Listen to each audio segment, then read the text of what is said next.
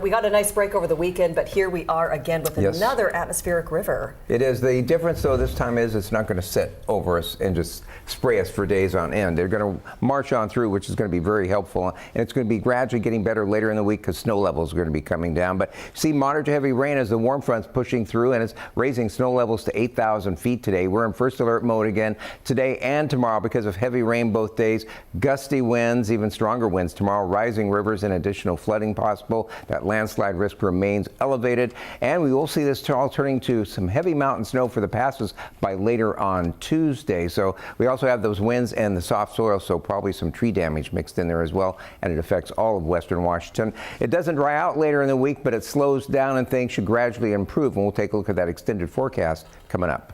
And as you prepare to head out on this Monday, it is a first alert traffic day again as well. As you can see, we're still dealing with a lot of road closures. The biggest one, though, out on Highway 167. You're getting a live look near 15th Street where that northbound traffic is being forced off of Highway 167. You are dealing with flooding that has a closure between South 212th Street and 15th Street. So that's the purple you see on the map. And this is another view at some of that flooding. You can see the lanes covered and it looks like a little river here. So it's very serious condition out there. We will give you a look at some of those other closures in just a few moments. This morning we have first alert team coverage. Savannah Welch is in Snohomish County where several areas are still underwater. First, let's check in with Farah Jadrin live in Kent this morning at the Auburn-Kent City line where some local families are still under an evacuation order. And Farah, it's still a mess at this gas station and in this evacuation zone. What's the latest? Yeah, there's several machines here working to pump and filter that impacted fuel, but you can see it is a pool in this parking lot. You can see how high it is up against the gas station front doors. There's also a little coffee stand around the corner. Those have very high water levels. And this is a snapshot of why those go now evacuation orders were put in place late Saturday night and remain in place. Go now level 3. We want to show you a bird's eye view of the gas station again, just to show you the severity of what some of these areas are dealing with, being so close to the Green River and the city needing to stop pumping because it became unsafe, and there's simply nowhere for the water to go.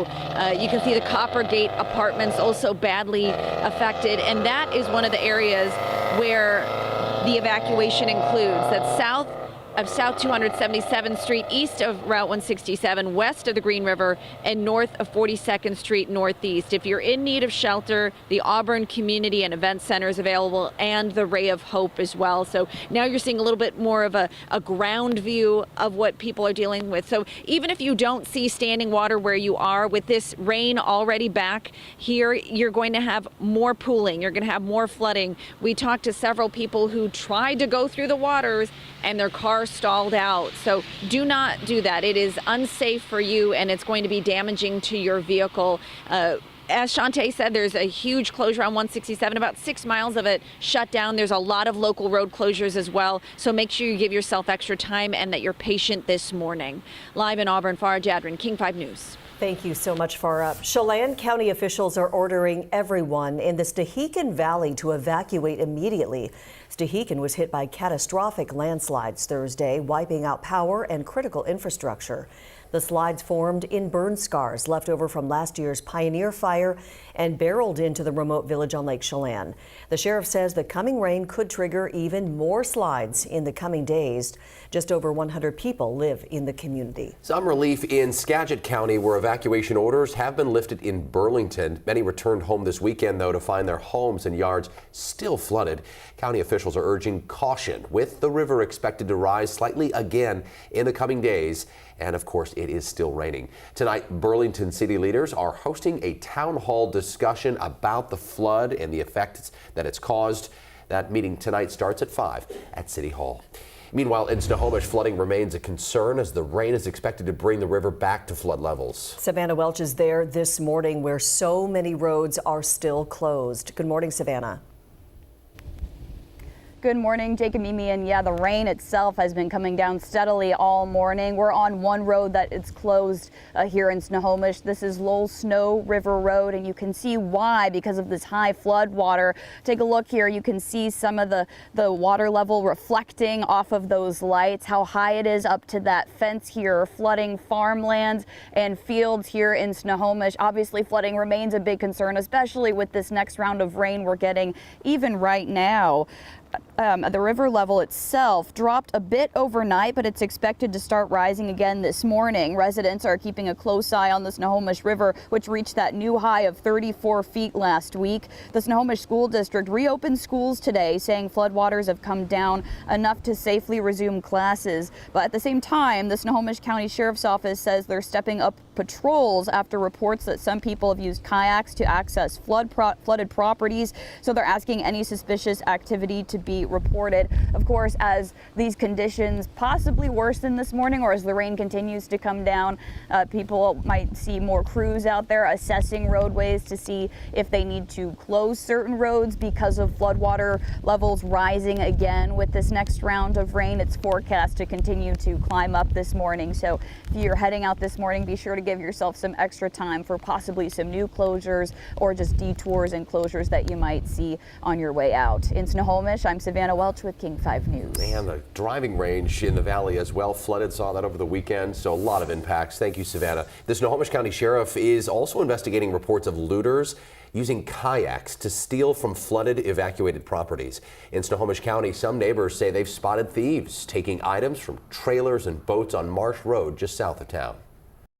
People are coming from all over the area just to take advantage of these people who can't get to their properties right now, and it's heartbreaking. Authorities are urging anyone forced to evacuate to lock up your valuables and report any suspicious activity.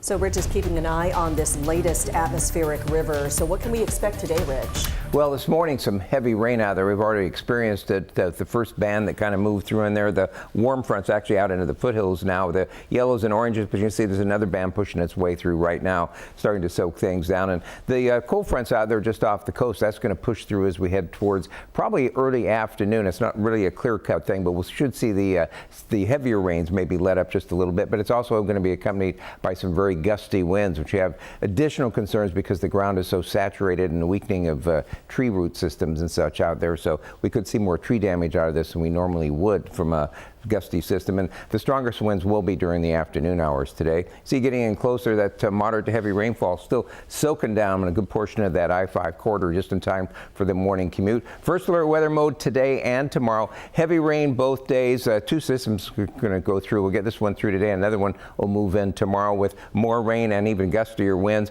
Rising rivers, and we're going to see more river flooding. Nothing like what we saw last week, but some of those will get up in moderate range and maybe a little above, but again, it won't last very long at this point. And of course, that landslide risk remains elevated. As we head towards later tomorrow, we're going to be looking at heavy snow for the mountain highway passes, and we'll talk more about that as we get a little farther into the day. But just starting to see the wind pick up in the northern counties, but it's going to really pick up everywhere as we hit this afternoon. And you can see the wind gusts since midnight, mostly in the 20s until you get up there in the northern counties, but we'll be seeing it kick up into the 30 to 40 mile per hour range just about everywhere. Around Bellingham, that wind moves in a little later on this morning. It's with them off and on as the steady rain turns to off and on showers. And up and down Puget Sound, we're going to be looking for that heavy rain and then off and on showers as we head towards the afternoon. But those gusty winds, highs today in the mid 50s to near 60 degrees once again. We get back to normal temperatures by midweek, and we'll talk about that coming up. As you prepare to head out this morning, it is a first alert traffic morning as well because of just several road closures happening throughout our area. This is a look out on Highway 167. For those of you heading out in Auburn, you can see that reader board letting you know that the road is closed out near 15th Street, and you will have to use some alternate routes. When you get out near 15th Street, which is out near Highway 18, that's where you see traffic being detoured, but that full closure is between South 212th and 15th Street. So that's why you see that purple line, but you do see the southbound closure actually opens a little earlier. So we'll We'll talk more about those specifics in a few moments, but this is a look at some of what crews are dealing with out there. You can see these lanes on Highway 167 blocked in this area because it is covered with water. And then if you are heading out in some of those surrounding areas, it's going to be difficult as well because you have a closure on a good portion of Green River Road. That's between 94th Place and 104th Avenue. If you're traveling on South 277th Street, it is blocked in two spaces, one between 108th and Auburn Way, and then out near Valley Highway and 55th Avenue.